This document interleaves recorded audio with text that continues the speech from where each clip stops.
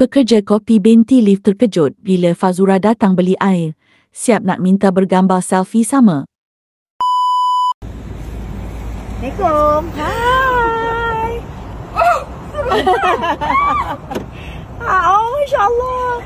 Hai. Hello. Betul ke ni? Ya. No. Aku dapat percuma tak kopi. Sayang, nak tambah satu Parmesan cheese sticks tu. Okey. Ha. Boleh fokus tak?